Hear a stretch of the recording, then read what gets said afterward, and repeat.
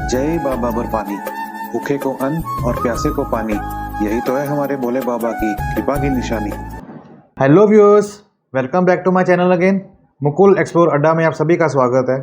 आज की जो वीडियो है वो है श्री अमरनाथ यात्रा को लेकर 2023 में, और मैं बताना चाहूँगा आपको अपना एक्सपीरियंस कि 2022 में मैंने किस तरह से यात्रा पूरी की और किन किन कठिनाइयों का मैंने सामना किया और क्या मुझे लगा जो मुझे आपके साथ शेयर करना चाहिए इस यात्रा के दौरान में, जो कि आपके बहुत ही काम आने वाला है।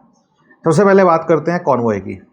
हम लोग जब पहुंचते हैं श्रीनगर में या जम्मू में, ज़्यादातर लोग जो हैं 80% लोग पहुंचते हैं जम्मू में, और जम्मू से या फिर उधमपुर से सोचते हैं कि टैक्सी करेंगे या फिर वहां से बस हायर करेंगे और क्या करेंगे।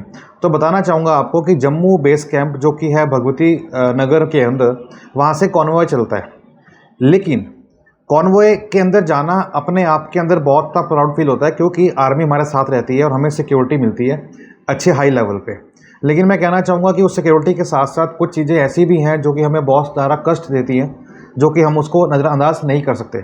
और मैंने तो देखा है, मैंने झेला है, मैंने फेस किया, तो आपको बता रहा हूँ। और अगर आपको लगे तो आप दिखिएगा, लेकिन मैं आपको रेकमेंड नहीं करूँगा, ना आपको मैं कन्विंस करूँगा कि आप ये करें या ना करें। मैं आपको बताने वाला हूँ दोनों ही फ़ायदे कि अगर आप जाएंगे तो क्या रहेगा, नहीं जाएंगे उसमें तो क्या रहेगा।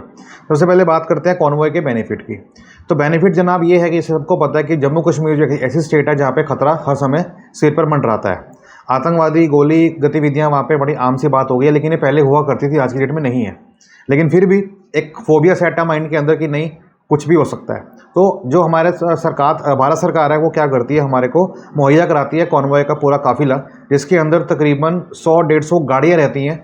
आर्मी पूरी डिप्यूट रहती है और जगह जगह पर हर आधे किलोमीटर के बाद आपको पुलिस जो आर्मी के गाड़ियाँ मिलेंगी जो आपको सुरक्षा प्रदान करती हैं। अब इसी कॉन्वॉय के अंदर एक ड्रॉबैक भी है, और वो ड्रॉबैक क्या है कि अगर किसी को इमरजेंसी में वॉशरूम जाना है या कुछ इमरजेंसी आ गई है तो बस नहीं रुकने वाली, किसी भी हालत में आप कुछ भी कर लीजिएगा। तो ये हमने सामना किया है प्रॉब्लम का। नंबर 2, अब क्योंकि गाड़ियां बहुत होती हैं, 100, 150, 200, 300, 400 गाड़ियां होती हैं, तो आप यकीन मानिए जो काफिला होता है वो तकरीबन 1.5, 2, 3 किलोमीटर तक का चला जाता है। आप सोचिए कि रामबन के पास या कहीं और जगह के पास बहुत सी जगहों पे ऐसे होते हैं जहाँ भंडारे लगते हैं। तो अगर जो गाड़ियाँ लगती हैं पहले, तो जो लगे गाड़ियाँ पहले, तो उनके जो लोग होते हैं वो उतर के फटाफट से वहाँ पे खा पी लेते हैं, व्यवस्थाएं पूरी होती है, खाने की कोई दिक्कत नहीं है। लेकिन क्वेश्चन ये है कि अगर हमारी कॉन्वॉय की गाड़ी उस लंगर से पीछे है तो हम क्या करेंगे, क्या पहुँच पाएंगे? नहीं पहुँच पाएंगे। तो लास्ट टाइम यकीन मानिए रामबन के पास जो भंडारा था और उसके आगे जो भंडारा था, हम 2 जगह रुके, गाड़ी रुके रही, आधा घंटा लगा हमारे को, क्या है, फिर पता लगा कि आगे लंगर चल रहा है। और यकीन माने हम तकरीबन 15 मिनट चले पैदल, करीब 2-2.5 किलोमीटर का होगा, वहाँ पे पहुँचे और देखा वहाँ पे ख़त्म था। फिर भाग के वापस आए क्योंकि कॉन्वॉय चल पड़ा था। तो ये दिक्कत का सामना करना पड़ा। तो जब नेक्स्ट लंगर में पहुँचे तो सेम चीज़ हुई हमारे साथ, और हमने क्या किया, वहाँ से लोकल जो शॉप थी वहाँ से अपना फ्रूट ले लिया, जिसमें हमने कुछ एप्पल लिए, कुछ हमने खुरमानियाँ ली, कुछ हमने आलू बुखारा लिए। तो कुछ फ्रूट रख लिए हमने अपने पास, जो कि हमारे पूरा साथ उसने काम दिया। अगर हम वो नहा लेते तो हमें बहुत दिक्कत होती, शायद हम भूखे ही रह जाते। तो ये समस्या थी कॉन्वॉय के साथ चलने की, और बेनिफिट तो मैंने आपको बता ही दिया कि सुरक्षा प्रदान होती है, दूसरी और कुछ नहीं। नंबर 3, कॉन्वॉय जो है जगह जगह पर रुक के चलेगा। अगर हम कॉन्वॉय जो चलता है वहाँ पे मॉर्निंग में सुबह 6 बजे के आसपास जम्मू से, अगर हम उससे पहले ही निकल जाएंगे 3 बजे, 3:30 बजे, 4 बजे, तो आई थिंक हम उससे पहले पहुँच जाएंगे, अगर हमें जाना हो बालटाल बेस कैंप पे या फिर जाना हो पहलगाम बेस कैंप पे। लेकिन अगर हम कॉन्वॉय के साथ चल रहे हैं तो फिर आप कॉन्वॉय के साथ ही पहुँचेंगे, और अगर आप कॉन्वॉय के बाद चल रहे हैं तो भी कॉन्वॉय के बाद ही पहुँचेंगे, क्योंकि आपको किसी भी सूरत में उसको क्रॉस करने नहीं दिया जाएगा ड्यू टू सिक्योरिटी पैरामीटर्स। सो इसलिए अगर निकलना है तो अर्ली मॉर्निंग 3 बजे, 4 बजे आप निकल जाइए कॉन्वॉय निकलने से पहले, फिर आप उनसे आगे ही रहेंगे, फिर आप उनसे पीछे कभी नहीं हो पाएंगे। उसके बाद इंपॉर्टेंट पॉइंट, जम्मू से जब निकलेंगे कॉन्वॉय के साथ, हम बेस कैंप पहुंचेंगे पहलगाम में या फिर बालटाल में। अब बात करते हैं यात्रा की। वहाँ पे बेस कैंप होंगे तो आप वहाँ पे आप रहिएगा अपने हिसाब से, जैसे आपको लगता है। जब वहाँ पे अकोमोडेशन जो है पेइंग भी है, टेंट के अंदर भी होती है, बट मैं अभी उसमें नहीं जाना चाहता। मैं आपको बताऊँगा कि जब यात्रा स्टार्ट होती है यहाँ से, तो अब हम क्या करें, हमें क्या करना चाहिए और क्या नहीं करना चाहिए। देखिए 2 रास्ते हैं, बालटाल का है और पहलगाम का है। मैं आपको बता दूं, जब लास्ट टाइम मैं गया था तो मेरे पास एक बहुत ही अच्छी चीज़ थी, जिसके बारे में मुझे बिल्कुल भी इल्म नहीं था कि ये मेरे पास होनी चाहिए कि नहीं होनी चाहिए, बट एट लास्ट जब वो मेरे पास थी तो मुझे बहुत अच्छा लगा। और वो क्या है, वो है कुछ इस तरह का स्कार्फ, जो कि आपको मिल जाएगा। बेसिकली क्या होता है कि आप देखिए कि मैं इसको अभी पहनता हूँ, और मैंने ये पहना, और इसके बाद मैंने क्या किया, इसको कुछ इस तरह से। तो आप देख पा रहे हैं ये जो चीज़ है, आपके कान भी कवर कर रही है, आपका मुंह भी कवर कर रही है और आपका फेस भी कवर कर रही है, ठीक है। इसका प्लस पॉइंट क्या रहता है कि जब आप वहाँ पे चलेंगे तो जो घोड़ों की मिट्टी होती है ना, वो आपको वहाँ पे सांस लेने नहीं देगी, मैं आपको बता रहा हूँ, ठीक है। इतनी आपको प्रॉब्लम हो जाएगी वहाँ पे कि जो लोग पैदल चल रहे हैं ना और घोड़े चल रहे हैं, तो घोड़े जब चलते हैं तो डस्ट चलते हैं उड़ाते हुए, बहुत डस्ट पैदा होती है, आपको बता रहा हूँ। तो सन ग्लासेस और बालों के लिए हैट या कैप और कुछ इस तरह का आपका स्कार्फ, ये लेना बिल्कुल ना भूलें। अगर ये कवर होगा ना तो यकीन मानिए ना ही आपको प्रॉब्लम कुछ आपके खांसी की होगी, ना कुछ वो लंग्स में इन्फेक्शन होगा, ना कोई आपको चिड़चिड़ापन आएगा, हर चीज़ आपकी बेहतर रहेगी सिर्फ इस हल्के से एक स्कार्फ के साथ। अगर हम मास्क भी पहनेंगे ना तो मास्क भी हमारा यहाँ तक आएगा, बट जो हमारी आइज़ है यहाँ है वो सारा खुला रहेगा, तो टैनिंग के भी चांसेस हैं। तो ये जो चीज़ें आप साथ लेके चलना, क्योंकि सर्दी से भी बचाएगा आपको और वैसे भी बचाएगा।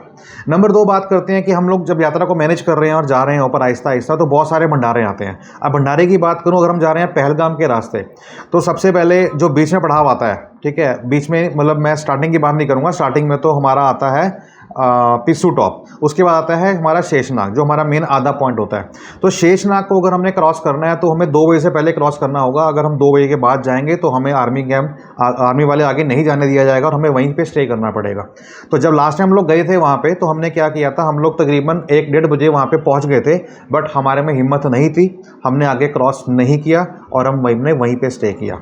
अब स्टे किया तो ठीक है, वहाँ पे बहुत अच्छा माहौल था, एक शेषनाग की झील है, बहुत बढ़िया व्यू, ऊपर स्नो कवर्ड माउंटेन्स, मतलब ये माने कि ऐसे हम स्वर्ग में आ गए हों। लेकिन जब वहाँ पे जाके टेंट लिया हमने, अकोमोडेशन लिए, हम लोग 6 बंदे थे और हमें एक टेंट के लिए देना पड़ा तकरीबन 550 रुपये। हमने टेंट हायर किया और टेंट हायर करने के बाद वहाँ पे लाइट का प्रोविज़न होता है, लाइटली चार्जिंग पॉइंट मिलता है, वहाँ पे चार्जिंग पॉइंट मिला और वहाँ रुक गए। जैसे जैसे ठंड बढ़ी शाम को 5 बजे 6 बजे, तो हमारी हालत बद से बदतर हो गई। जैकेट पहन लिया, वार्मर पहन लिया और वुलन सॉक्स पहन ली, डबल कैप्स पहन ली, इनर्स पहन लिए डबल। ठंड से इतना बुरा हाल हो रहा था कि यकीन मानो कि मैं तो अब गया, मैं नहीं बचने वाला। पता नहीं क्या हुआ, रात के 8 बजे जो मेरे साथी लोग थे वो कहते चलो सर खाना खा के आते हैं, तो मैं खाना खाने भी नहीं गया भंडारे के अंदर। मैं कहा नहीं, मुझे नहीं जाना, मुझको पता नहीं क्या हो रहा है। मैं कहा बाबा मुझे बचा ले। तो उस समय वहाँ से भाई साहब आए जो कि वहीं कश्मीरी हैं, कहते कावा लेंगे आप? मैंने बोला कावा क्या होता है? कहता आप एक बार पी के देखिए, इससे ठंड गायब हो जाएगी। और मैंने यकीन मानिए कि मैंने वो कावा पिया। 30 रुपये का कप था, हालांकि इतना सा कप था जैसे हम ट्रेन में यात्रा करते हैं तो चाय का कप मिलता है, उतना ही कप था 30 रुपये का। बट यकीन मानिए वो पिया और 10 मिनट के अंदर जो मेरे पाँव रजाई के अंदर थे वो दोनों पाँव रजाई के बाहर आ गए। उनको मैंने क्या कहा कि साहब जी एक काम और कीजिएगा, मेरे 3-4 बंदे खाना खाने के लिए गए हैं, 10 बजे दोबारा आइएगा। तो वो 10 बजे दोबारा आया, हमने दोबारा से कावा पिया और रात भर बढ़िया रजाई से पैर निकाल के बाहर हम लोग सोए और वो कावा बहुत बेहतरीन था। तो सर्दी से बचना है तो वहाँ पे आपको कावा का सेवन जरूर करना है, इस बात का आप ध्यान रखें। और कावा एक ऐसी चीज़ है जो आपको बचाएगी सर्दी से, साथ में जो आपकी मिट्टी या अंदर कुछ गया होगा उससे भी बचाएगा। और अगर हो सके तो अपने साथ गुड़ कैरी कीजिए, ठीक है। गुड़ से क्या होता है कि जो भी मिट्टी अंदर जाती है वो साथ साथ में आपके साफ होती रहेगी। अदरवाइज वो क्या है कि गले को पकड़ लेगी और गले को पकड़ लेगी तो यात्रा का मज़ा पूरा ख़राब हो जाएगा। तो ये स्कार्फ जरूर रखिएगा और साथ में गुड़ रखिएगा और मिट्टी से बचिएगा, क्योंकि मिट्टी से बच तो पाएंगे नहीं। बालटाल से जाएंगे चाहे पहलगाम से जाएंगे, मिट्टी तो उड़ेगी ही उड़ेगी, क्योंकि घोड़े का रास्ता और यात्रा पैदल चलने का अलग रास्ता, दोनों का सेम है। इसलिए इसके अलावा बचने का और कोई तरीका नहीं है। तो कावा भी साथ पीजिए।